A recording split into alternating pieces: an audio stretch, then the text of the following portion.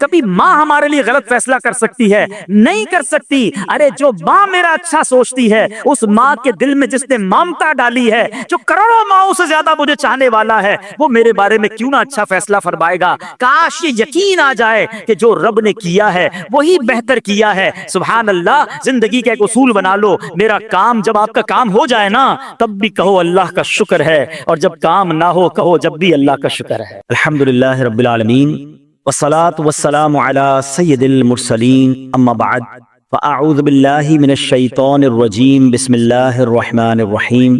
پڑھیے، الصلاة والسلام علیک یا رسول اللہ وعلی آلک واصحابک یا حبیب اللہ، الصلاة والسلام علیک یا نبی اللہ وعلی آلک واصحابک یا نور اللہ۔ رنج و غم مٹانے والے آقا رسول خدا احمد مجتبی صلی اللہ تعالی علیہ وآلہ وسلم نے فرمایا، جو مجھ پر ایک مرتبہ درود پاک پڑھے اللہ پاک اس پر 10 رحمتیں نازل فرمائے گا۔ جو مجھ پر 10 بار درود پاک پڑھے رب کریم اس پر 100 رحمتیں نازل فرمائے گا، اور جو مجھ پر 100 مرتبہ درود پاک پڑھے اللہ پاک اس کی دونوں آنکھوں کے درمیان لکھ دے گا کہ یہ بندہ منافقت اور جہنم کی آگ سے آزاد ہے۔ سبحان اللہ۔ نام حضرت پہ لاکھ بار درود، نام حضرت پر لاکھ بار درود، بے عدد اور بے شمار درود ہم کو پڑھنا خدا نصیب کرے، دم بدم اور بار بار درود۔ مومنو، آپ پر پڑھے جاؤ با ادب اور با وقار درود۔ جو محب نبی ہے اے کافی، جو محب نبی ہے اے کافی، چاہیے اس کو بار بار درود۔ ذرا غور کیجئے کہ 100 بار درود پاک پڑھنے میں وقت ہی کتنا لگتا ہے، انعام کتنا بڑا ہے کہ اس کی دونوں آنکھوں کے درمیان یہ لکھ دیا جاتا ہے کہ یہ بندہ منافقت اور جہنم کی آگ سے آزاد ہے۔ الصلاۃ والسلام علیک یا رسول اللہ، یہ بھی درود پاک ہے۔ صلی اللہ تعالی علی محمد صلی اللہ علیہ وسلم، یہ بھی درود پاک۔ آپ اگر شارٹ سے مختصر سے درود پاک پڑھنا شروع کریں تو غالباً 15 سے 20 منٹ میکسیمم آپ کے 100 درود پاک پورے ہو جائیں گے، اور انعام اتنا بڑا۔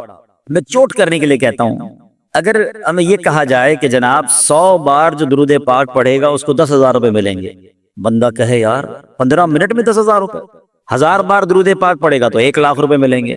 سبحان اللہ۔ اب دنیا کا اگر کوئی انعام اعلان کر دیا جائے تو سارے ہی لوگ اسے کرنے کے لیے تیار ہو جاتے ہیں۔ یہ آخرت کا کتنا بڑا انعام ہے۔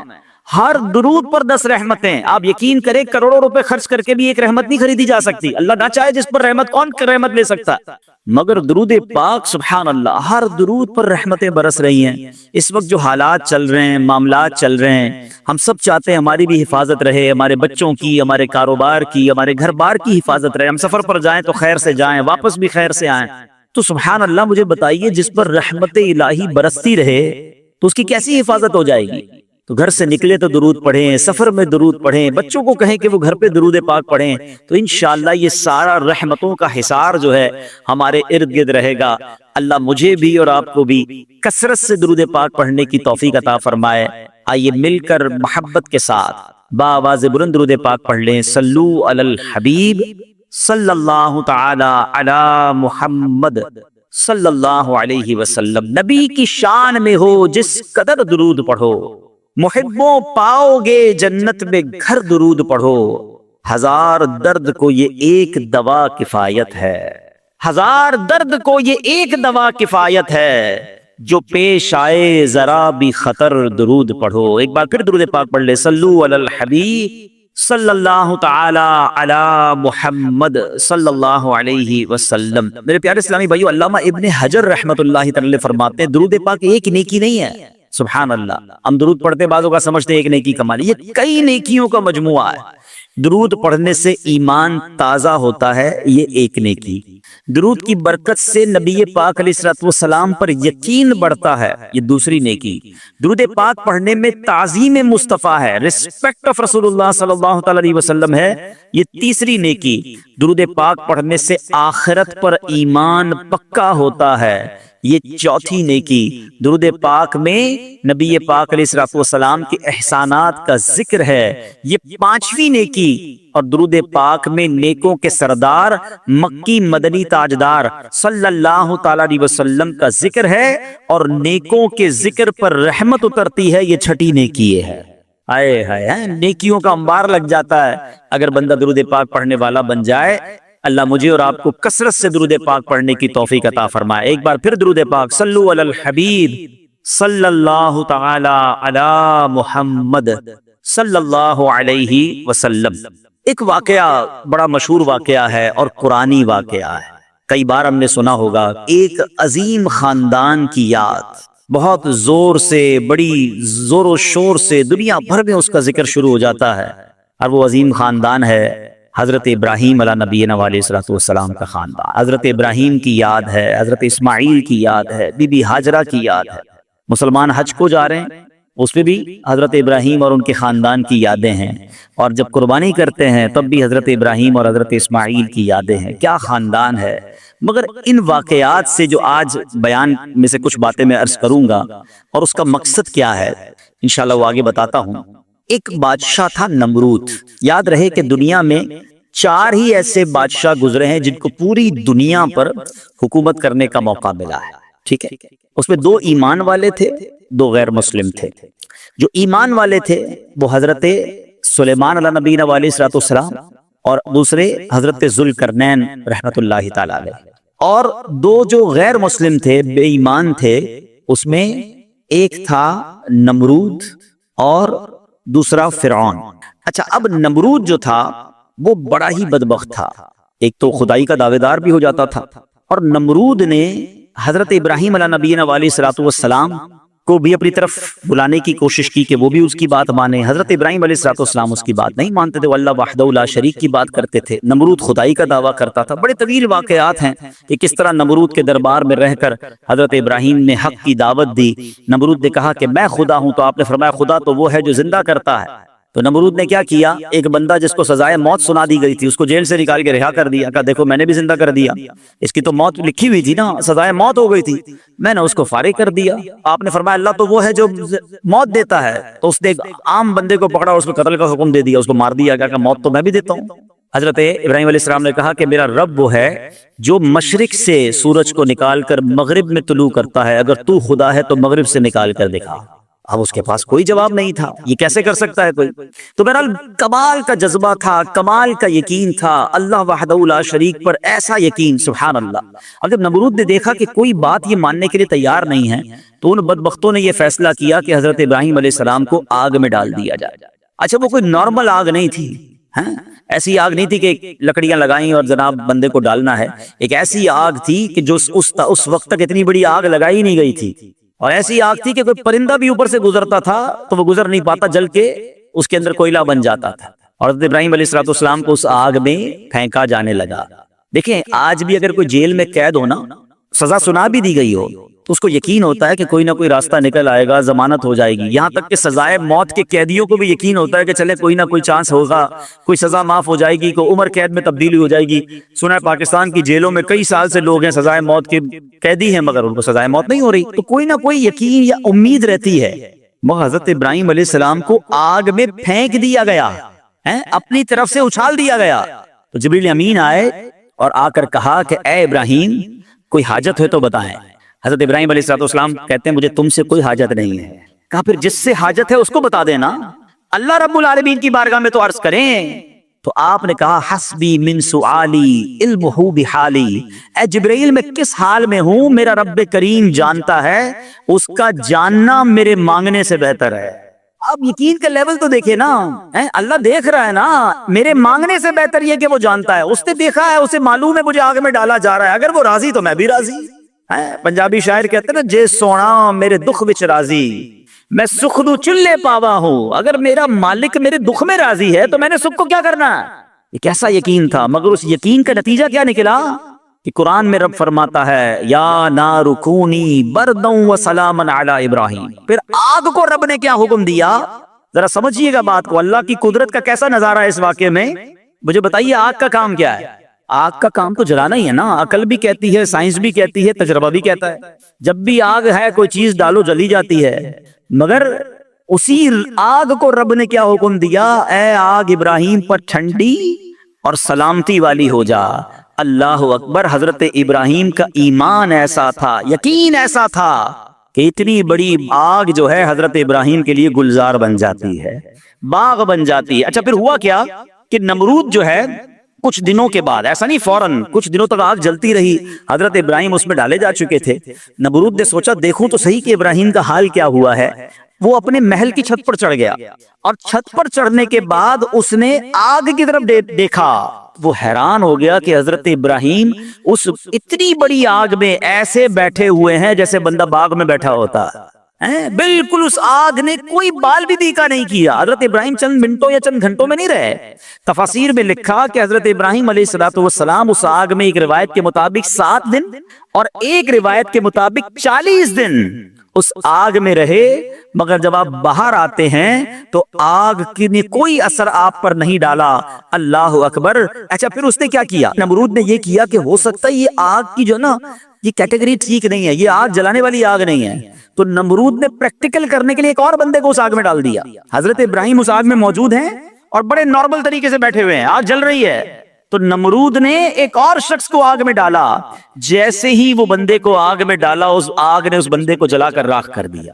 یعنی اس آگ کا کام جلانا تھا، مگر میرا رب جس کے لیے چاہے وہ آگ گلزار بن سکتی ہے۔ اللہ اکبر۔ آپ علیہ الصلوۃ والسلام کا جب یہ معجزہ لوگوں نے دیکھا تو کئی لوگ کلمہ پڑھ کر مسلمان ہو گئے، مگر نمرود کے نصیب میں ایمان نہیں تھا۔ لیکن اس واقعے سے سیکھنے کو کیا ملا، یقین، بلیف، اللہ پر بھروسہ۔ اور اگر رب پر بھروسہ ہونا تو ایسے کام آج بھی اپنی آنکھوں سے ہم دیکھ سکتے ہیں۔ ہاں، شاعر مشرق کہتے ہیں نا، اگر آج بھی ہو ابراہیم سا ایمان پیدا، there is only one condition، ایمان وہ چاہیے، یقین وہ چاہیے۔ اگر آج بھی ہو کیسا ایمان، ابراہیم سا ایمان پیدا، آگ کر سکتی ہے انداز گلستاں پیدا۔ آج بھی غموں کی آگ باغ بنے گی، آج بھی آپ کی مشکلوں کی آگ باغ بنے گی، مگر پرابلم یہ کہ یہ بھروسہ کہاں ہے، وہ یقین کہاں ہے اللہ پر۔ ڈگمگا گئے ہم لوگ، ہمارے یقین اور بھروسے ہل گئے ہیں۔ اللہ اکبر۔ آئیے ایک اور واقعہ سنتے ہیں۔ حضرت ابو مسلم خولانی رحمت اللہ تعالی علیہ، ان کو امت کا حکیم کہا جاتا تھا، بڑے کمال کی شخصیت اور بڑے عقل مند اور دانا تھے۔ آپ کے دور میں آپ یمن میں رہتے تھے اور آپ تابعی بزرگ ہیں۔ تابعی کس کو کہتے ہیں؟ جس نے کسی صحابی کو ایمان کی حالت میں دیکھا ہو اور اس کا خاتمہ بھی ایمان پر ہی ہوا ہو، تابعی۔ سبحان اللہ، وہ تابعی بزرگ تھے، یمن میں رہتے تھے۔ آپ کے دور میں ایک شخص تھا اسود انسی، اس بندے نے معاذ اللہ نبوت کا جھوٹا دعویٰ کر دیا، اور ایک دن زبردستی آپ کو اپنے پاس بلایا اور پوچھا کہ کیا تم گواہی دیتے ہو کہ محمد صلی اللہ تعالی علیہ وسلم اللہ کے رسول ہیں؟ کہا ہاں بالکل، میرے آقا علیہ الصلوۃ والسلام اللہ کے نبی ہیں، سچے نبی ہیں، وہ میرے آقا ہیں، میں ان پر ایمان رکھتا ہوں۔ تو پھر وہ کہتا ہے اچھا یہ گواہی دیتے ہو کہ میں بھی اللہ کا رسول ہوں؟ حضرت ابو مسلم خولانی کہتے ہیں کہ میں نے نہیں سنا تم کیا کہتے ہو، یعنی سنا ہی نہیں، اس کی بات سنی انسنی کر دی۔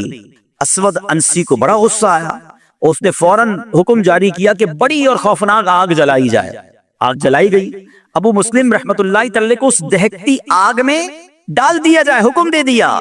آپ کا ایمان ٹس سے مس نہیں ہوا، آپ کھڑے رہے اور آپ کو اٹھا کر آگ میں ڈال دیا گیا۔ سبحان اللہ، جس رب نے حضرت ابراہیم کے لیے آگ کو ٹھنڈا کیا تھا نا، گلزار کیا تھا، ابو مسلم خولانی رحمت اللہ تعالی کے لیے بھی وہ آگ سلامتی والی ہو گئی، بالکل صحیح سلامت آگ سے باہر آ گئے۔ اسود انسی نے جب یہ دیکھا کہ یہ اتنی بڑی کرامت، اب یہ لوگوں کو پتہ چل جائے گا تو میری تو نبوت کا جو دعویٰ ہے وہ بیڑا غرق ہی ہو جائے گا، تو ان کو آزاد بھی کر دیا اور کہا کہ فوراً یہاں سے آپ چلے جائیں۔ تو آپ کو یمن سے نکال دیا، آپ یمن سے نکلے اور مدینہ منورہ حاضر ہو گئے۔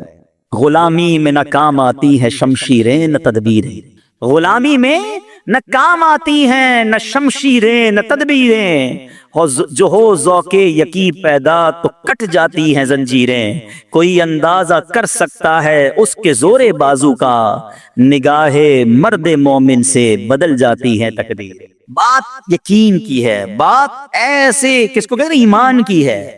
آج تو پرابلم یہ، آج ہمیں کوئی سوال کر دے ہم ٹینشن میں آ جاتے ہیں کہ واقعی اس بات کی دلیل کیا، اپنے ایمان کے بارے میں لوگ تذبذب کے شکار ہو جاتے ہیں۔ اللہ ایک ہے، اللہ واقعی موجود ہے، اللہ کہاں ہے، معاذ اللہ، ایسے ایسے سوال لوگ کر دیتے ہیں۔ اور چونکہ مطالعہ ہوتا نہیں ہے، علماء کی صحبت ہے نہیں، آپ سمجھیے بات کو، اس وقت جو ماحول ہے اپنے بچوں کے ایمان کی حفاظت کی فکر کرنے کا دور ہے۔ ہمیں پتا ہونا چاہیے ہمارا ایمان کیا ہے، اللہ کے بارے میں، رسول کے بارے میں، فرشتوں کے بارے میں، قیامت کے بارے میں، جنت دوزخ، ہم کیا ایمان رکھتے ہیں اور اس کی ڈیٹیل کیا ہے۔ مسلمانوں کو اسلام کے بارے میں پتہ ہی کچھ نہیں ہے، اور اچھا جنہوں نے ایمان پر حملہ کرنا ہے ان کو سب پتا ہے، ان کو پتا ہے ان کو کیسے بہکانا ہے، ان کو پتا ہے ان کے دل میں شک کی پن کیسے چبونی ہے۔ تو خدا را یہ بات سمجھیے کہ اس وقت باقاعدہ ایسے لوگ، ایسے ادارے کام کر رہے ہیں کہ کسی طرح مسلمانوں کا ایمان چھین لیا جائے، ان کو اپنے رب سے ہی جناب یقین ختم کر دیا جائے، اسلام سے ہی ان کو ہلا دیا جائے، مگر فکر ہی کسی کو نہیں ہے۔ امام عشق و محبت اعلیٰ حضرت نے 100 سال پہلے یہ بات کہی تھی، بتاؤ وہ 100 سال پہلے کے معاملات تھے، اب اور کتنے خطرناک ہو گئے۔ آپ نے لکھا تھا سونا جنگل رات اندھیری، چھائی بدلی کالی ہے، سونے والو جاگتے رہیو چوروں کی رکھوالی ہے۔ انہوں نے سمجھایا تھا کہ چور رکھوالے بن گئے ہیں، آپ کو اسلام کے لبادے میں اسلام کی بات کرنے آئیں گے اور ایمان لوٹ کے چلے جائیں گے، پتہ بھی نہیں چلے گا۔ کہتے ہیں آنکھ سے کاجل صاف چرا لیں یا وہ چور بلا کے ہیں۔ کیا محاورہ استعمال کیا ہے، آنکھ میں جب کاجل لگا ہو تو کون نکال سکتا ہے؟ آنکھ سے کاجل صاف چرا لیں یا وہ چور بلا کے ہیں، تیری گٹھڑی تاکی ہے اور تو نے نیند نکالی ہے۔ یہ دور غفلت کی نیند سونے کا نہیں ہے۔ ہمارے بچوں کو کتنا پتا ہے اسلام کے بارے میں، خود ہمیں کتنا معلوم ہے، لیکن یقین بزرگوں کا کیسا تھا کہ جناب ان کو آگ میں ڈال دیا جاتا تھا، وہ آگ باغ بن جاتی تھی۔ یقیناً آج کے دور میں یہ ٹیسٹ نہیں کریں گے ہم، اب یہ بھی نہ ہو کہ جناب کوئی کہے چلو جناب اسلام یقین جو ہے میرا، اسلام حق پر ہے کہ نہیں، آگ میں جاتا ہوں، آگ نہیں جلائے گی مجھے، پہلا ایسے یقین بھی تو لائے نا۔ یہ امتحان اور ٹیسٹ کرنا ہمارا کام نہیں، یہ اللہ والوں کا انداز ہوتا تھا۔ بڑی خوبصورت بات سمجھیے گا کہ ہمیں کس طرح اللہ پر بھروسہ رکھنا ہے۔ ایک شخص نے حضرت عیسیٰ سے کہا آپ اللہ پر کامل بھروسہ کرتے ہیں؟ کہاں بالکل کرتا ہوں۔ کہا پھر پہاڑ سے کود جائیں، اللہ نے بچانا ہوگا تو تمہیں بچا لے گا، آپ کا رب بچاتا ہے کہ نہیں بچاتا دیکھتے ہیں۔ کیا خوبصورت جواب دیا حضرت عیسیٰ علیہ السلام نے۔ آپ فرماتے ہیں اللہ پر بھروسہ ضرور رکھتا ہوں مگر اللہ کا امتحان نہیں لیتا ہوں۔ تو یہ بھی بات سمجھنے والی ہے، اس طرح کے ٹیسٹ نہیں لیے جاتے اپنے آپ پر، مگر ان واقعات سے سیکھنا کیا ہے کہ یقین کیسا ہونا چاہیے، رب کے فیصلوں پر اطمینان کیسا ہونا چاہیے۔ سبحان اللہ۔ انہی حضرت ابراہیم علیہ السلام کا ایک اور واقعہ ہے نا، ایک قافلہ تھا، 3 افراد ہیں، بلکہ اس میں سبحان اللہ 4 افراد ہیں، حضرت ابراہیم، حضرت اسماعیل، بی بی ہاجرہ، اور چوتھے کون تھے؟ حضرت جبرائیل۔ حضرت جبرائیل راستہ بتا رہے ہیں، یہ پورا قافلہ پیچھے پیچھے جا رہا ہے، کہاں جا رہا ہے؟ حضرت جبرائیل سے حضرت ابراہیم کو اتنا شوق تھا، پوچھتے ہیں جبرائیل ہماری منزل آ گئی؟ کہتے ہیں بھی اور آگے، ہماری منزل آ گئی؟ کہتے ہیں بھی اور آگے۔ لکو دک صحرا میں ایک ٹیلے پر جا کر، کون سی جگہ تھی جہاں آج مکہ آباد ہے؟ کچھ بھی نہیں تھا، کعبہ بھی نہیں تھا، اسی ٹیلے والی جگہ پر بعد میں کعبہ بنایا گیا۔ بالکل صحرا ہے، نہ پانی ہے نہ کھانا ہے۔ حضرت جبرائیل نے بتایا اے ابراہیم تمہارا مقام آ گیا ہے۔ حضرت ابراہیم کی اطاعت دیکھیں کہ وہ بیٹا جو 99 سال کی عمر میں دعاؤں کے بعد ملا ہے، حضرت اسماعیل آپ کو 99 سال دعا کرتے کرتے گزر گئے، پھر ملے تھے، مگر حکم کیا تھا کہ اپنے بیٹے کو، اپنی زوجہ کو وہاں چھوڑ آؤ۔ حضرت ابراہیم اپنی زوجہ کو، اپنے بیٹے کو جب چھوڑ کر جاتے، تھوڑے سے کھجورے ہیں، پانی ہے، تو بی بی ہاجرہ کیا کہتی ہیں؟ 3 بار کہا کہ ابراہیم کس کے سہارے چھوڑے جا رہے ہیں، کس کے سہارے چھوڑے جا رہے ہیں؟ حضرت ابراہیم نے جواب نہیں دیا، تو آخر میں کہتی ہیں اللہ امرک بہذا، اے اللہ کے نبی، کہ اللہ پاک نے آپ کو اس کا حکم دیا ہے؟ آپ نے کہا مجھے رب نے حکم دیا ہے۔ اب یقین دیکھیں اس خاتون کا، اس ماں کا یقین دیکھیں جس کا چھوٹا بچہ ساتھ ہے، دودھ پیتا بچہ ساتھ ہے، نہ کوئی انسان نہ پرندہ، مگر جب حضرت ابراہیم نے کہا نا کہ ہاں رب کا حکم ہے، تو کیا کہا؟ اے اللہ پاک کے نبی اگر یہ اللہ پاک کا حکم ہے تو پھر آپ خیر سے جائیں، اللہ ہمیں ضائع نہیں کرے گا۔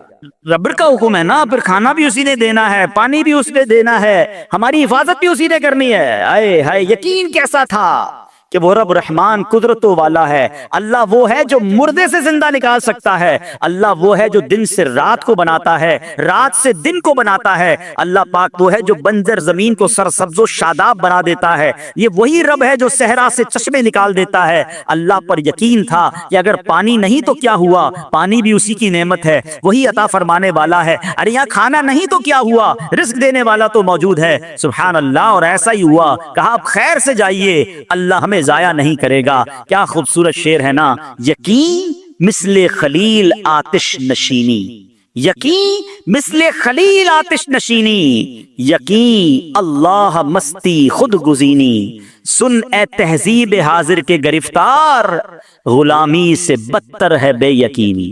کیا ترجمہ ہوا اس کا معنی کیا ہوا؟ یقین کیا ہے؟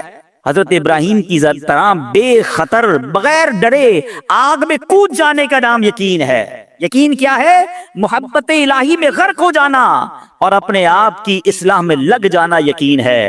اے دور حاضر کی تہذیب کے دیوانوں، بے یقینی جو ہے وہ غلامی سے بھی بری چیز ہے۔ آج بے یقینی کی فضا کیسی ہے؟ یقین ہی نہیں ہے کسی کو، تذبذب، ٹینشن، اللہ پر، دین پر، اپنے دنیا کے معاملات پر یقین ہی نہیں ہے کسی کو، ہر وقت فکروں میں گھرا ہوا ہے۔ اے میرے پیارے اسلامی بھائیوں، آج غربت عام ہے، مشکلات ہیں، ہر دوسرا آدمی مشکلات میں پھنسا ہوا ہے، لڑائی جھگڑے ہیں، نا اتفاقی ہے، دنیا میں کئی جگہ تو مسلمان بیچارے ظلم و ستم کا شکار ہیں۔ اللہ پاک ان کی غیب سے مدد فرمائے۔ الحمدللہ مسلمانوں نے تاریخ میں شاندار کارنامے سر انجام دیے ہیں، اللہ کریم نے مسلمانوں کو بڑی شان و شوکت سے نوازا ہے، مگر اب حالات کسی اور طرح کے چل رہے ہیں۔ کبھی غور کیا اس کی وجہ کیا ہے؟ اس پر تجزیہ کیا جائے تو ایک بڑی وجہ سامنے یہ آتی ہے کہ مسلمانوں میں بے یقینی بڑھا دی گئی ہے۔ پیارے آقا مکی مدنی مصطفیٰ صلی اللہ تعالی علیہ وسلم کا ذرا فرمان سنیے۔ مشہور صحابی حضرت ابو ہریرہ رضی اللہ تعالی عنہ اس حدیث کے راوی ہیں۔ رسول ذیشان مکی مدنی سلطان صلی اللہ تعالی علیہ وسلم نے فرمایا، ما اخاف علی امتی الا ضعف الیقین۔ آقا فرماتے مجھے اپنی امت پر خوف نہیں ہے مگر یقین کی کمزوری کا، یعنی اور کوئی خوف نہیں ہے۔ یہ امت ایسا نہیں ہوگا کہ شرک میں مبتلا ہو جائے گی، فرمایا میری امت اللہ پاک کا انکار نہیں کرے گی، ہاں میری امت کو جو بڑا مسئلہ درپیش ہوگا ان کا یقین کمزور ہو جائے گا، ان کا بھروسہ کمزور ہو جائے گا۔ ایک اور حدیث پاک سنیے، آقا فرماتے ہیں نجا اول هذه الامه بالیقین والزہد، اس امت کے پہلے لوگ یقین اور دنیا سے بے رغبتی کے ذریعے نجات پا گئے، ویہلک آخر هذه الامه بالبخل والعمل، اور اس امت کے جو آخری لوگ ہوں گے کنجوسی اور لمبی امیدوں کے سبب ہلاک ہو گئے۔ پہلے والے یقین کی وجہ سے کامیاب ہو گئے۔ کیسا یقین تھا؟ 313 تھے نا، مگر بھروسہ رب پر کیسا تھا کہ فرشتوں کی فوج مدد کے لیے آ جاتی ہے۔ اور بعد والے فرمایا کنجوسی ہوگی، لمبی امیدیں ہوں گی۔ کنجوسی کیوں ہوتی ہے؟ مال خرچ کروں گا ختم ہو جائے گا، یقین نہیں ہے نا، یہ پیسے چلے جائیں گے، زکات نہیں دیتے لوگ، اللہ کی راہ میں خرچ نہیں کر رہے، لمبی امیدیں بنائیں، یقین نہیں ہے۔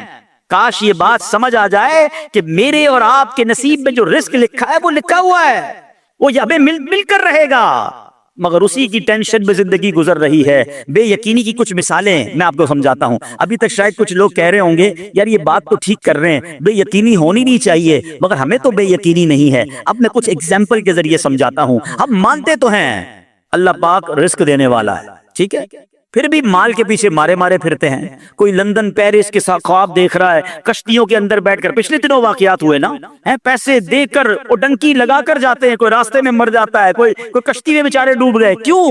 یقین نہیں ہے ادھر پیسے نہیں ملیں گے ادھر پیسے ملیں گے، کسی طرح ادھر چلا جاؤں یا مر جاؤں گا بھوکا۔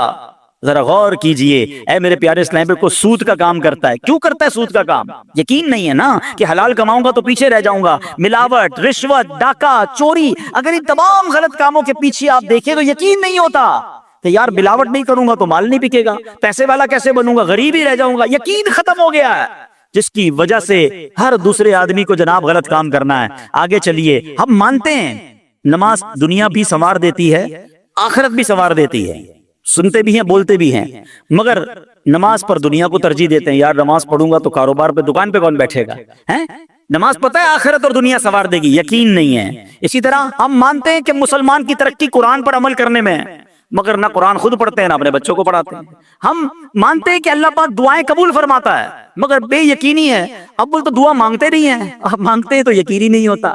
اب یقین کریں، علماء نے لکھا ہے کہ جو بندہ بغیر یقین کے ساتھ دعا مانگتا ہے نا اس کی دعا قبول ہی نہیں ہوتی ہے۔ یعنی مثال دیتا ہوں، آپ بیمار ہیں یا پریشان ہیں یا کوئی مشکل میں ہیں، دعا کرتے ہوئے یہ خیال آ رہا ہے یار مسئلہ حل ہونا تو نہیں ہے، چلو پھر بھی مانگ لیتے ہیں، علماء کہتے حل ہی نہیں ہونا ہے، تمہیں رب پر ہی بھروسہ نہیں ہے۔ اب مثال دیتا ہوں اس کو ایک بلا تمثیل، آپ کا کوئی ملازم ہے، اس کو پیسوں کی ضرورت ہے اور وہ آپ کے پاس آ کے کہتا ہے صاحب 5000 روپے کی ضرورت ہے، مجھے لگتا تو نہیں آپ دیں گے، چلیں پھر بھی آپ سے مانگ ہی لیتا ہوں۔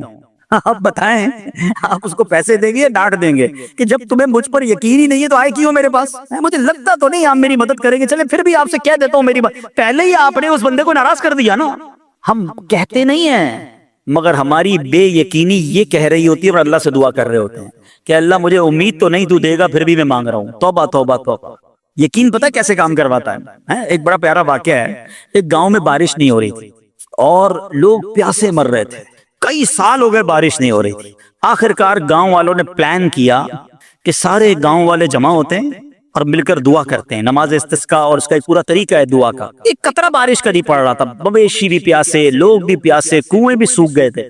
اب جب گراؤنڈ میں لوگ جمع ہوئے نا تو ایک نوجوان ہاتھ میں چھتری لے کر آیا، لوگ اس کا مذاق اڑانے لگے، ارے اللہ کے بندے سالوں ہو گئے بارش نہیں ہوئی، تم چھتری لے کر آئے ہو؟ تو کہتا مانگنے کس سے آیا ہوں، اس رب نے بارش تو دینی ہے، واپسی کیا بھیگتا ہوا جاؤں گا؟ اور علماء کہتے ہیں جب دعا شروع ہوتی ہے تو اتنی بارش ہوتی ہے کہ پورا گاؤں بھیگتا جاتا ہے، وہ نوجوان چھتری کے سائے میں جا رہا ہے۔ فرمایا یہ اس نوجوان کا یقین تھا جس کی وجہ سے یہ بارش ہوئی ہے۔ کاش یہ بات سمجھ آ جائے، ارے رب پر بھروسہ نہیں کرو گے تو کس پر بھروسہ کرو گے؟ اپنے دین پر، اللہ رسول کے فرمان پر ہی ان پہ بھروسہ نہیں ہے۔ غور کیجئے، یقین لے آؤ واپس، زندگی میں موج آ جائے گا، زندگی اتنی پرسکون ہو جانی ہے اگر اللہ کے فیصلوں پر یقین آ جائے، اللہ کی عطاؤں پر یقین ہو جائے، آخرت کے وعدوں پر یقین ہو جائے، نبی پاک کی حدیثوں پر یقین ہو جائے۔ اعلیٰ حضرت رحمت اللہ تعالی علیہ کا کیسا یقین تھا؟ ایک بار غالباً اپنی والدہ کے ساتھ حج پر جا رہے تھے، اس زمانے میں پانی کے شپ جاتے تھے، اتنا زبردست رف سی ہو گیا، طوفان آ گیا، لوگ ڈر گئے، کلمے پڑھنے لگے، یہاں تک کہ لوگوں نے کفن نکال لیے کہ چلو کفن پہن لے، ڈوبنے والا ہے جہاز۔ اعلیٰ حضرت امام اہل سنت مفتی ہیں، ٹھیک ہے نا، اتنے بڑے مفتی ہوتے ہوئے آپ نے بھی والدہ کو کہا میں اللہ کی قسم کھا کر کہتا ہوں جہاز نہیں ڈوبے گا۔ تھوڑی دیر ہوئی تو ایسا ہی ہوا، جہاز کو کام ڈاؤن ہو گیا، سب خیر سے پہنچ گیا۔ تو ماں نے کہا بیٹا اتنی بڑی قسم کیسے کھا لی تم نے؟ کہ میں نے نبی پاک علیہ الصلوۃ والسلام کا فرمان سنا ہے، جو کشتی میں بیٹھ کر یہ دعا پڑھ لے، بسم اللہ مجریہا و مرساہا ان ربی لغفور الرحیم، وہ کشتی نہیں ڈوبے گی۔ میں اللہ کی قسم کھا کے کہتا ہوں کہ میرے نبی نے فرمایا نا، وہ یقین تھا۔ ہم کتنی بار دعا پڑھتے ہیں مگر دعا پڑھ کے کہتے ہیں پتہ نہیں ہو قبول ہوگی نہیں ہوگی، پڑھ لیتے ہیں، یہ والی چیز نکال دیں۔ وظیفے ہمارے کیوں نہیں لگتے؟ لوگ کہتے ہیں وظیفہ پڑھ رہا ہوں مسئلہ نہیں ہو رہا، تعویذ لیا پھر بھی مسئلہ۔ تعویذ پہنتے وقت بھی خیال ہی ہوتا ہے چلو یار پہن لیتے ہیں، پتہ نہیں ہونا ہے نہیں ہو تو کچھ نہیں ہونا۔ وظیفہ پڑھ لیں اور کہہ رہے پتہ نہیں ہو، پہلے یقین لائیں۔ اچھا ڈاکٹر بھی یہی کہتے ہیں، یہ صرف اب یہ وظائف اور ان چیزوں میں نہیں، آپ اگر ڈاکٹر پر بھی یقین نہ رکھیں نا کہ یار اس کی دوائی پتہ نہیں کام کرتی ہے نہیں کرتی، کیونکہ بہت ساری چیزوں کے پیچھے یقین، ول پاور۔ بڑا خوبصورت جملہ میں نے کتاب میں پڑھا تھا کہ جو لوگ کہتے ہیں یہ ہو جائے گا ان سے ہو جاتا ہے، جو لوگ کہتے ہیں یہ نہیں ہوگا ان سے نہیں ہوتا ہے۔ کاش یہ بات سمجھ آ جائے آپ کو، ہو جائے گا، اب کر لو گے، بڑے بڑے کام لوگ کر جاتے ہیں، میں کر لوں گا انشاءاللہ، پتہ نہیں ہوگا نہیں ہوگا، ٹرائی کر لیتا ہوں، پہلے ہی سمجھ لو نہیں ہوگا۔ اندر حوصلہ تو لائیں نا، یقین تو لائیں۔ اگر رب پر ہی بھروسہ نہیں ہوگا تو ہم کدھر جائیں گے؟ اب ذرا سنیے گا، امیر اہل سنت نے ایک بڑا پیارا واقعہ اپنے رسالے میں لکھا کہ ایک ڈاکوؤں کا گروہ جو تھا ڈکیتی کے لیے ایک جگہ پہنچا، تو وہاں کھجور کے 3 درخت تھے، ایک درخت خشک تھا یعنی اس میں پھل نہیں لگے ہوئے تھے، دوسرا درخت پھلدار تھا۔ تو ڈاکوؤں کا سردار نے دیکھا کہ ایک چڑیا جو ہے وہ پھلدار درخت سے اڑتی ہے، خشک درخت پر جاتی ہے، واپس پھلدار درخت پہ آتی ہے، پھر خشک درخت پر جاتی ہے۔ تو اس نے کہا چکر لگائی جا رہی ہے، کوئی ماجرا ہے۔ تو اس نے غور سے دیکھا تو کیا دیکھا کہ وہ چڑیا جو ہے وہ پھلدار درخت سے جو ہے وہ کھجور لیتی ہے، اور جب خشک درخت پر جاتی ہے تو وہاں ایک اندھا سانپ منہ کھولے بیٹھا ہے، وہ چڑیا جا کر اس کے منہ میں کھجور ڈال کے آتی ہے، پھر دوبارہ جاتی ہے کھجور لا کر پھر اس سانپ کے منہ میں ڈالتی ہے۔ وہ جب ڈاکوؤں نے دیکھا تو وہ تو حیران ہو گیا، رونے لگ گیا کہ اے اللہ پاک، یہ وہ جانور ہے سانپ جس کو مارنے کا حکم تیرے پیارے حبیب علیہ الصلوۃ والسلام نے دیا ہے، کیونکہ یہ مسلمانوں کو تکلیف پہنچاتا ہے، مگر تو نے جب اس کی آنکھیں لی تو اس کے رزق کا انتظام کر دیا اور ایک چڑیا کی ڈیوٹی لگا دی کہ وہ جا کر اس کو کھانا پہنچائے۔ تو میں تو اشرف المخلوقات ہوں، میں تیرے بندوں کو لوٹ رہا ہوں، اے اللہ تو میری توبہ قبول فرما، میں آئندہ ایسا نہیں کروں گا۔ یہ رونے لگا، اب یہ سوچ رہا ہے، سبحان اللہ۔ تو اللہ اکبر، غیب سے آواز آئی کہ اے فلاں میری توبہ کا دروازہ کھلا ہوا ہے۔ ڈاکو کہتا ہے یا اللہ میں نے توبہ کی، پھر غیب سے آواز آئی ہم نے تیری توبہ قبول کر لی۔ اچھا جب اس نے توبہ کی تو اس کے سارے ساتھی سن رہے تھے، سردار آپ نے توبہ کی، ہم نے بھی توبہ کی. کہا سوچو تو صحیح، ہم ڈکیتی کر رہے ہیں، ہم چوری کر رہے ہیں، رب جب اس اندھے سانپ کو روزی دے گا تو ہمیں کیوں نہیں دے گا؟ ہم اللہ کی قدرت پر یقین کیوں نہ رکھیں؟ سب نے توبہ کر لی. اب جب توبہ کر لی تو انہوں نے کہا کہ اب ایسا کرتے ہیں کہ حج کو چلتے ہیں. سارا قافلہ بنا کر، ڈاکوؤں کا قافلہ توبہ کر کے چلا حج کرنے. جب مکہ پاک کے قریب پہنچے نا تو وہاں ایک نابینا بڑھیا تھی. وہ ہر قافلے والے سے اس ڈاکوؤں کے سردار کا نام لے کے پوچھتی تھی. وہ بندہ آیا تو ڈاکوؤں کا جب قافلہ ہے تو کہا میں ہی تو وہ ہوں.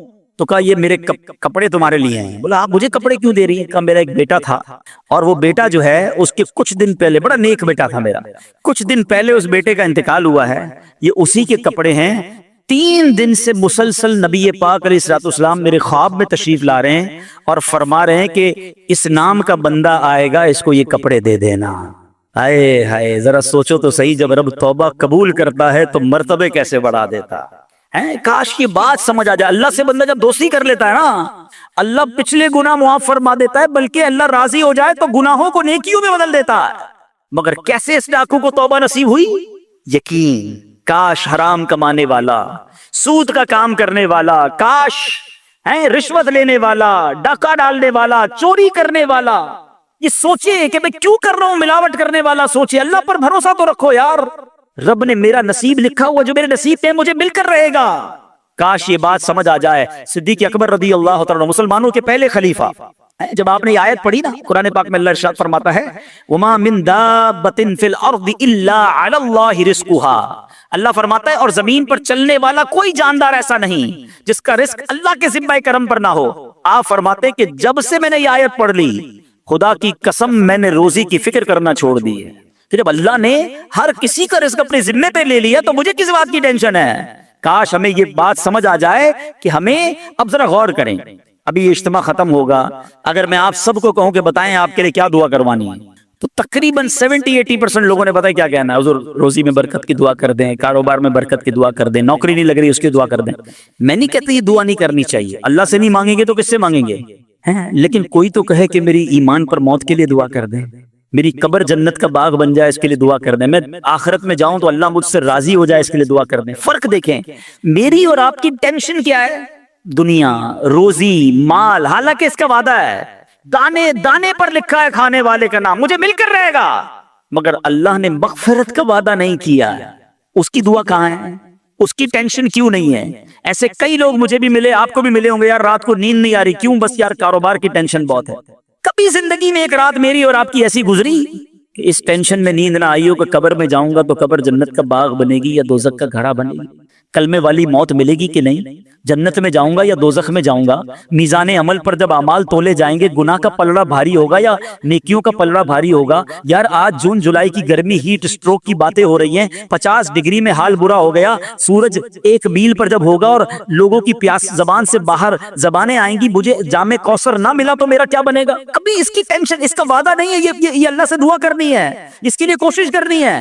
ساری زندگی ایک ہی ٹینشن، چھوٹا گھر ہے تو بڑا کرنا ہے، کاروبار کو وسیع کرنا ہے اور آمدنی. اور میں نہیں کہتا دعا نہ کریں، کوشش نہ کریں، خدا نہ خواستہ اس کا کوئی یہ مطلب ڈالے کہ چلو بھائی اب تو اللہ نے اپنے ذمہ کرم پر لے لیا تو اب کوئی کام کاج نہیں کرنا. نہیں، دنیا عالم اسباب ہے، اسباب کا کشکول لے کر بارگاہ الہی میں جانا ہے اور توکل والے انداز میں دعا کرنی ہے تو اپنی رحمت کے سمندر سے ہمارے اسباب کے کشکول میں وہ ہماری روزی عطا فرمائے گا. اسباب اختیار ضرور کرنے، مگر اسی فکر میں زندگی تو برباد نہ کر دینا کہ سارا صبح سے لے کر شام تک ایک ہی ٹینشن. بھروسہ رکھے رب پر، یقین رکھے رب پر. آج حال یہ ہے بچہ پیدا ہو جائے تو ٹینشن، او ہو میرا بچہ ہو گیا، اس کی آگے پرورش میں کیسے کروں گا، اس کی تعلیم کا کیا ہوگا، اور خاص طور پہ بچی پیدا ہو جائے تو ایسے بدبخت لوگ ہیں کہ اب جناب بیوی کو برا بھلا کہہ رہے ہیں، خاندان میں جھگڑے ہو رہے ہیں بچی کی پیدائش پر کہ اب اس کی شادی کیسے ہوگی، یہ تو بوجھ آ گئی ہے. معاذ اللہ. سمجھ نہیں آتی کہ جس رب نے بچی دی ہے انشاءاللہ رزق بھی وہی دے گا، اسباب بھی وہی دے گا. ارے جب اس نے مجھے پالا ہے وہ اس کو بھی پالے گا. کیا خوبصورت بات علماء نے لکھی، جو رب ہاتھی کو من اور چونٹی کو کن دے سکتا ہے وہ مجھے بھی میرا رزق عطا فرمائے گا. آپ ذرا سوچیں تو صحیح، کس کو رزق دیتا ہے؟ حدیث پاک کا مضمون ہے تم اللہ پر بھروسہ کرو، جیسا بھروسہ کرنے کا حق ہے وہ تمہیں ایسے روزی دے گا جیسے پرندوں کو روزی دیتا. پرندوں کو سمجھتے کتنی کیسے روزی ملتی ہے؟ کبھی گھونسلے دیکھے پرندوں کے؟ اچھا پہلے تو یہ نہیں پتا، کراچی والوں کو تو پرندے دیکھنے کو نہیں ملتے، ہم نے درخت کاٹ کے پورا شہری کنکریٹ کا جنگل بنا دیا، ورنہ یہ پوچھے بزرگوں سے، ہم بھی چھوٹے تھے تتنیاں بھی دکھتی تھی، صبح مدرسے اسکول جاتے تھے تو کوئل کی آواز بھی آتی تھی، اب تو کراچی والوں کے ہارن کی آواز آتی ہے ہم کو، اب تو یہ پرندے بھی چلے گئے، کہاں چلے گئے؟ ہم نے درخت کاٹے، ہمیں نظر ہی نہیں کہ درخت ہے کیا۔ آج گاڑی پارک کرنے کے لیے ہر بندہ درخت کا سایہ ڈھونڈ رہا ہے مگر درخت لگاتا نہیں ہے۔ کاش یہ بات سمجھ آ جائے کہ جتنے درخت لگتے جائیں گے شہر یا ملک خوشگوار بھی ہوگا، موسم بھی کول ڈاؤن ہو جائے گا۔ یہ جو آج ہم کہتے ہیں نا اتنی گرمی بڑھتی جا رہی ہے، اس کی بڑی وجہ یہ ہے، یہ میرا موضوع نہیں ہے، لیکن جو موسم کا تغیرات، کلائمیٹ ڈس آرڈر ہے، کاش یہ بات سمجھ آئے کہ پلانٹیشن نہیں ہم کر رہے، ہم پودے نہیں لگاتے بلکہ پودے کاٹ دیتے ہیں۔ کتنے درخت کاٹے، کتنے جنگل ختم کر دیے ہم نے۔ الحمدللہ دعوت اسلامی کا شعبہ FGRF، ہم اب پلانٹیشن ہم کرتے چلے جا رہے ہیں، 30 لاکھ پودے لگائے مگر یہ تھوڑے ہیں۔ کاش میری یہ بات لوگ سن رہے ہوں کہ اگر آپ نے اپنے آنے والی نسلوں کو خوشگوار موسم دینا ہے، اچھے حالات دینے ہیں، ٹھنڈی چھاؤں دینی ہے، آکسیجن کی فیکٹریاں دینی ہے، ہم سب کو کم از کم ایک پودا لگانا چاہیے۔ 24 کروڑ پاکستانی سب صرف ایک پودا لگائیں اور اس پودے کو درخت بنائیں، صرف پودے کو بچے کی طرح پالیں۔ آپ یقین کریں ہمارا ملک ایک پورا ملک ہی باغ بن جائے گا۔ اب ذرا سوچیں کہ ہمیں یہ بات سمجھنی ہے کہ یہ گھونسلے، یہ جو حدیث میں سنا رہا تھا، بات کہاں سے چلی کہ اللہ پرندوں کو کیسے رزق دیتا ہے۔ آپ کو پتہ پرندے کتنے؟ ایک تحقیق کے مطابق اس دنیا میں جتنے انسان ہوتے ہیں نا، ملٹی پلائی بائی 10 جانور ہوتے ہیں۔ اگر 800 کروڑ انسان ہیں، 8 ارب کے قریب آبادی ہو گئی دنیا کی، 800 کروڑ، 8 ارب، تو آپ سمجھو کہ 80 ارب جانور ہیں دنیا میں، اور کہا جاتا ہے ملٹی پلائی بائی 10 کریں اس کو تو کتنے پرندے ہوتے ہیں، یعنی اس کا مطلب 800 ارب کم و بیش پرندے ہیں دنیا میں۔ آپ نے پرندوں کے گھونسلے دیکھیں کبھی کہ جب گھر سے صبح اڑتے ہیں نا اپنے گھونسلے سے، سب کے پیٹ خالی ہوتے ہیں، گھونسلے میں کوئی کبٹ نہیں ہوتی ہے، کوئی شام کا دوسرے دن کا چارہ نہیں ہوتا ہے، بچے چھوٹے چھوٹے چھوڑ کر جاتے ہیں، مگر یہ 800 ارب پرندے جب شام کو گھونسلے میں آتے ہیں اللہ سب کو رزق دے چکا ہوتا ہے۔ کوئی پرندہ دنیا میں بھوکا نہیں سوتا۔ کیا خوبصورت بات، سمجھو اس کا مزہ لو نا۔ رب ہاتھی کو من دیتا ہے، اس کو ہاتھی کو کتنا کھانا چاہیے؟ دنیا میں کتنے ہاتھی ہوں گے، اس کو روز کے منو کھانا مل جاتا ہے، اور چونٹی کو کن چاہیے ہوتا ہے چھوٹا سا، وہ رب اس کو کن بھی دے دیتا ہے، پرندوں کو روزی دے دیتا ہے۔ اور جو اشرف المخلوقات ہیں وہ ٹینشن کھا رہے ہیں، وہ کبھی بلڈ پریشر کی گولی، تو کبھی شوگر کی گولی، کبھی ڈاکٹر کے پاس، ٹینشن بہت ہے ڈاکٹر صاحب 2 سال بعد کیا ہوگا، مارکیٹ ڈاؤن، ارے بھائی تم سب چیزوں کا وعدہ ہے اور تم اس ٹینشن میں رہ گئے۔ ارے یہ کوشش کرنی تھی تو آخرت کی کرنی تھی، اللہ کو راضی کرنے کی کرنی تھی، لیکن یہ تمام باتوں کے باوجود جیسے میں نے کہا نا کہ چھوڑنا نہیں ہے کام کاج۔ کچھ بے وقوف لوگ یہ سمجھ رہے ہوتے ہیں ایسا نہیں ہوگا۔ بڑی خوبصورت ایک بات اور کر دوں کہ اللہ پر بھروسہ کیسا کرنا ہے۔ ایک صوفی بزرگ شیخ سعدی رکھتے ہیں کہ ایک شخص تھا گھر سے محنت مزدوری کے لیے کام کاج کے لیے نکلا، اس نے دیکھا کہ ایک لومڑی ہے، اندھی ہے، اپاہج ہے، نہ دیکھ سکتی ہے نہ چل سکتی ہے۔ وہ حیران ہو گیا، ہاتھ پیر بھی نہیں، آنکھیں بھی نہیں، یہ لومڑی کھاتی کہاں سے ہے؟ چیک کرتا ہوں۔ تھوڑی دیر بیٹھا تو ایک شیر آیا، شیر نے کہیں سے شکار کیا تھا، اپنا شکار لومڑی کے آگے ڈال دیا۔ اندھی لومڑی، اس نے جو کھانا تھا کھایا، باقی شیر لے کے چلا گیا۔ اس نے کہا کمال ہے جناب، اپاہج لومڑی کو رب رزق دیتا ہے تو مجھے کیا ضرورت ہے نوکری کرنے کی، مجھے کیا ضرورت ہے کام کاج کرنے کی۔ جا کے بیٹھ گیا مسجد میں، 3 دن ذکر کرتا رہا، عبادت کرتا رہا، ایک دانہ کھانے کو نہیں ملا، اللہ اللہ اللہ اللہ کر رہا ہے۔ اس کے بعد جب بھوک سے بحال ہو گیا تو اللہ سے فریاد کی، یا اللہ مجھے کوئی رزق نہیں ملا۔ کیا شاندار ارشاد ہوتا ہے، ابھی کیسا زبردست جملہ ہے۔ ارشاد ہوا تو نے لومڑی دیکھی ہے شیر نہیں دیکھا ہے؟ لومڑی کیوں بننا ہے؟ شیر بننا، اپنا رزق بھی کما اور دوسرے کو کھلانے والا بن جا۔ کچھ لوگ سمجھتے مجھے کوئی اور کھلائے، میرا بھائی کما رہا ہے میں گھر میں بیٹھا مزے کرتا رہا ہوں، نہیں۔ فرمایا ایک بلکہ واقعہ آتا ہے، ایک بزرگ کے بارے میں آتا ہے، ایک شخص گیا کہا میں نمازیں پڑھ رہا ہوں، عبادت کرتا ہوں، میرا بھائی مجھے سپورٹ کرتا ہے، وہ روزی کماتا ہے۔ فرمایا تیرا بھائی تجھ سے زیادہ افضل ہے۔ اللہ کو یہ پسند ہے کہ بندہ اپنے ہاتھ سے کمائے، کسی پر ڈیپینڈیبل نہ رہے، کسی پر بوجھ نہ رہے، یہ شریعت کو محمود ہے۔ کوشش کرنی ہے اور پھر اس کے بعد اللہ پر چھوڑ دینا ہے۔ کوشش سے انکار نہیں ہے، مگر صرف کوشش کرتے کرتے نمازیں بھی جا رہی ہیں، بھروسہ بھی رب پہ جا رہا ہے، یقین بھی ختم ہو رہا ہے، صبح سے شام مال کما رہا ہے، یہ پسندیدہ نہیں ہے۔ تو ان دونوں چیزوں میں فرق کرنا ہے اور اللہ پر یقین رکھنا ہے، پھر دیکھیں انشاءاللہ کیسے دنیا اور آخرت کی برکتیں ملتی ہیں۔ تو بہرحال میرے پیارے اسلامی بھائیوں، کاش یقین مل جائے تو پھر دیکھیں یقین کیسے کام بناتا ہے۔ امام حسن بصری نے ایک حدیث پاک بیان کی، آپ فرماتے ہیں، حدیث سنیے گا، پیارے آقا علیہ الصلوۃ والسلام فرماتے ہیں لوگوں کو اس دنیا میں سب سے بہترین چیز یقین اور عافیت عطا کی گئی ہے، لہذا اللہ پاک سے ان دونوں چیزوں کو سوال کیا کرو، اللہ سے یقین مانگے اور اللہ سے عافیت مانگے۔ امام حسن بصری جب حدیث پاک بیان کی نا تو فرمایا رسول اکرم علیہ الصلوۃ والسلام نے سچ فرمایا، یقین ہی کی برکت سے جنت ملتی ہے، یقین ہی کی برکت سے آدمی جہنم سے دور بھاگتا ہے، یقین ہی کی برکت سے فرائض پورے ادا کرتا ہے، یقین ہی کی برکت سے آدمی ایمان پر ثابت قدم رہتا ہے، اور عافیت میں بڑی بھلائی رکھ دی گئی ہے۔ اے کاش ہمیں یقین ملے، ہمیں عافیت ملے۔ حدیث پاک میں آتا ہے، حدیث قدسی ہے، اللہ پر کیسا بھروسہ رکھنا ہے؟ انا عند ظن عبدی بی، میں اپنے بندے کے گمان کے نزدیک ہوتا ہوں جو مجھ سے رکھے۔ مفتی احمد یار خان نعیمی اس حدیث پاک کے تحت فرماتے ہیں، یا عبد سے مراد بندہ مومن ہے، یعنی بندہ میرے بارے میں جیسا یقین رکھے گا میں ویسا ہی اس کے ساتھ معاملہ کروں گا۔ بس یہ سمجھ لو آج بات، میرا اللہ بہتر فرمائے گا، رب میرے لیے بہترین فیصلہ کرے گا، وہ مجھے پالنے والا ہے، میری ماں سے زیادہ چاہنے والا، یقین تو کرو نا اس پر۔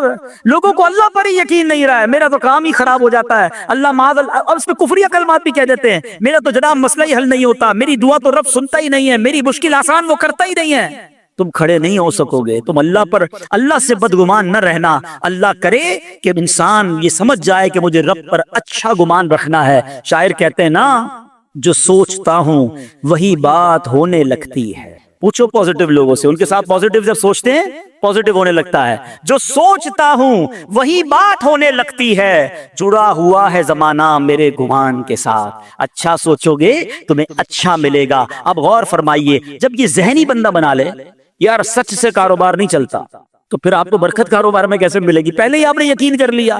جب یہ ذہن بنا لے کہ نماز کے لیے وقت نکالا تو کام میں نقصان ہو جائے گا، تو پھر کام میں ترقی بھی نہیں ملے گی۔ اب ذہن بنا لیا کہ ترقی کے لیے صرف دنیا کی ڈگریاں کمانی ہیں، تو پھر قرآن کریم کی برکات کہاں سے نصیب ہوں گی؟ جب یہ ذہن بنا لیا کہ آج نیکی کا دور ہی نہیں ہے، کچھ لوگوں کا ذہن بن گیا ہے بھائی جناب کوئی نیکی کا دور نہیں ہے، تو پھر نیکی کی برکت بھی نہیں ملے گی۔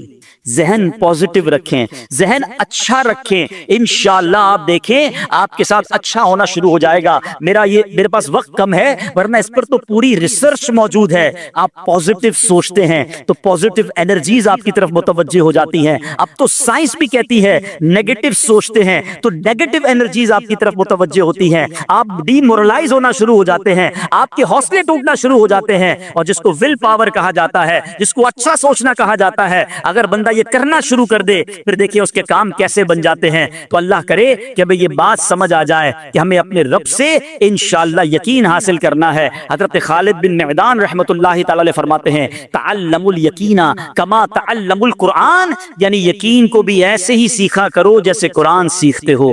میں نے بھی اسے سیکھ کر حاصل کیا ہے، سبحان اللہ۔ اب یقین سیکھنے کے لیے، یقین حاصل کرنے کے لیے علماء نے بڑے طریقے لکھے۔ پہلے تو بندہ دعا کرے کہ اللہ مجھے اپنا یقین عطا فرما، بڑی پیاری دعا حضرت ابوبکر صدیق کیا کرتے تھے، اللہم حب لی ایمانا و یقینا و معافاتا و نیہ، اے اللہ مجھے پکا ایمان، پختہ یقین، عافیت اور سچی نیت عطا فرما۔ اللہ پاک سے دعا کرتے رہیں اور ایسے لوگوں کے ساتھ رہیں۔ آخری بات کر لیتا ہوں جناب، پرابلم پتہ کیا ہے؟ ڈی مورلائز بندہ پتہ کہاں ہوتا ہے؟ اس کا یقین متزلزل کب ہوتا ہے؟ وہ کیسے شک اور شبہ والی لائف میں آ جاتا ہے؟ یہ صحبت سے ملتا ہے۔ آپ جب اللہ پر پکا یقین کرنے والے لوگوں میں بیٹھتے ہیں نا، آپ کا یقین بھی بڑھنا شروع ہو جاتا ہے۔ یار اس کو اللہ پر کتنا بھروسہ ہے، بیمار ہے پھر بھی کہتا ہے میرا رب کریم ہے، پریشان ہے پھر بھی کہتا ہے اللہ کی رضا پر راضی ہوں، میرا رب سب ٹھیک کر دے گا۔ جب ایسے لوگوں کے ساتھ آپ بیٹھتے ہیں نا، آپ کا یقین توکل بھی مضبوط ہونا شروع ہو جاتا ہے، بندہ اسٹرانگ ہونا شروع ہو جاتا ہے۔ اور جب بندہ بیٹھتا اٹھتا ہی ایسے لوگوں میں ہے جو ہر وقت مایوسی کی باتیں کرتے ہیں، ہر وقت جناب آنے والے خطرات اور پریشانیوں کا ہی ذکر کرتے رہتے ہیں، ارے بھائی کچھ نہیں ہونا، سب برباد ہو گیا ہے، سب ختم ہو گیا، ان کے پاس جب بیٹھو ایسا لگتا ہے سب کچھ تباہ ہونے والا ہے۔ ایسے لوگوں کے ساتھ نہ بیٹھیں، حوصلے والے لوگوں کے ساتھ بیٹھیں، توکل والے لوگوں کے ساتھ بیٹھیں، اللہ سے محبت کرنے والوں کے ساتھ بیٹھیں، پھر دیکھیں انشاءاللہ آپ کے کام کیسے سیدھے ہو جائیں گے۔ ایک آخری بات چلے کر لیتا ہوں، اللہ پر بھروسہ، اللہ کے فیصلوں پر یقین کیسے حاصل ہو؟ مجھے یہ کیسے پتا چلے کہ یار یہ چیز میرے لیے بہتر ہے؟ میں نے کئی بار اپنے بیانات میں یہ اگزامپل دی ہے، میں دوبارہ دے دیتا ہوں شاید کسی کے دل پر اثر کر جائے۔ میں مثال دیتا ہوں، ہمیں بعض اوقات بندہ پتہ ہے اللہ سے یقین کہاں ٹوٹتا ہے؟ جب بندہ دعائیں مانگتا ہے، التجائیں کرتا ہے، بڑی رو کر التجا کرتا ہے، مصیبت میں ہوتا ہے، اس کو کوئی چیز چاہیے ہوتی ہے اور اس کو نہیں ملتی ہے، تو بندہ کہتا ہے رب تو میری سنتا ہی نہیں ہے، اتنی دعائیں کی، مسجد میں جا کے کی، مکے مدینے میں جا کے کی، فلاں بزرگ سے بھی دعا کرے، نہیں ہو رہا میرا کام۔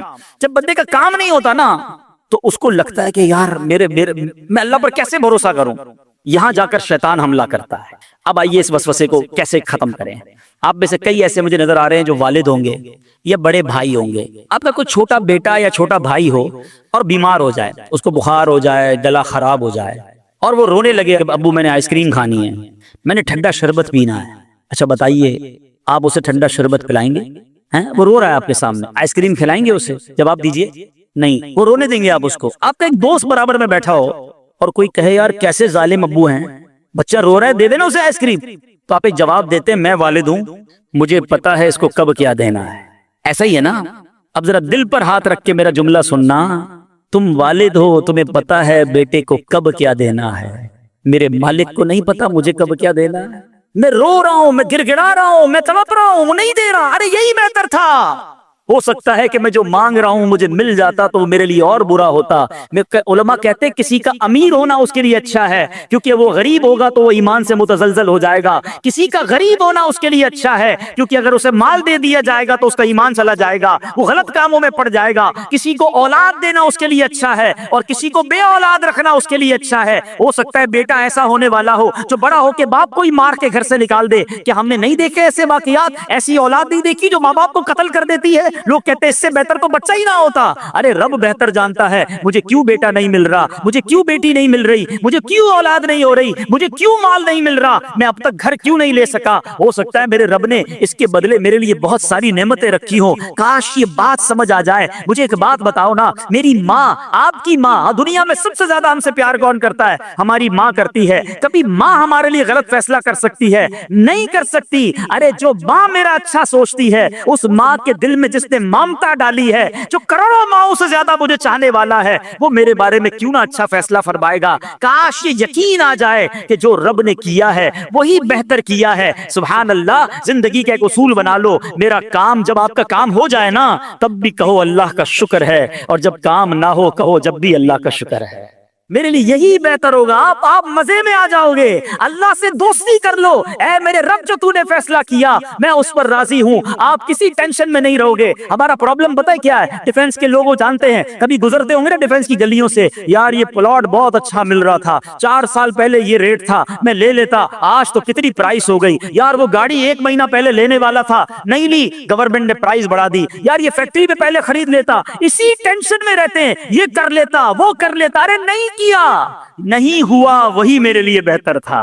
جو رب نے دیا وہی میرے لیے بہتر ہے۔ خدا کی قسم جس دن اللہ پر بھروسہ سیکھ لیا، رب سے دوستی کر لی، رب کے فیصلوں پر اطمینان تمہیں حاصل ہو گیا، زندگی کے بہت سارے غم ختم ہو جائیں گے۔ جو بھی ہوگا وہ رب کی طرف سے ہے۔ ارے جب حضرت ابراہیم آگ میں ڈالے جا رہے ہیں، جبریل امین آ کے پوچھتے بتاؤ اے ابراہیم تمہاری کوئی مدد کر سکتا ہوں، کوئی حاجت ہے؟ فرماتے مجھے کوئی حاجت نہیں۔ کہا اللہ سے تو کہہ دو کہ رب دیکھ رہا ہے، اس کا دیکھنا میرے مانگنے سے بہتر ہے۔ آئے ہائے اللہ حضرت ابراہیم کے اس یقین کا کوئی ذرہ عطا فرما دے، اس توکل کا کوئی حصہ عطا فرما دے۔ باتیں تو ہم بڑی بڑی کرتے ہیں مگر جب سر پہ پڑتی ہے، جب کوئی مشکل آتی ہے، پھر ہمارا یقین ہل جاتا ہے۔ اللہ مجھے بھی اور آپ کو بھی اپنی سچی محبت عطا فرمائے، سچا یقین عطا فرمائے، سچا بھروسہ عطا فرمائے، اور یقین کریں جس دن رب پر بھروسہ مل گیا، آپ کی مشکل، آپ کی غم کی آگ باغ بننا شروع ہو جائے گی، آپ کی مشکلیں آسان ہونا شروع ہو جائیں گی۔ اللہ کریم ہم سب کو اپنا بھروسہ نصیب فرمائے۔ الحمدللہ ایسی پیاری باتیں دعوت اسلامی کے اس پیارے ماحول میں سکھائی جاتی ہیں۔ میری گزارش ہے اس مدنی ماحول سے وابستہ رہیں۔ صلو علی الحبیب صلی اللہ تعالی علی محمد۔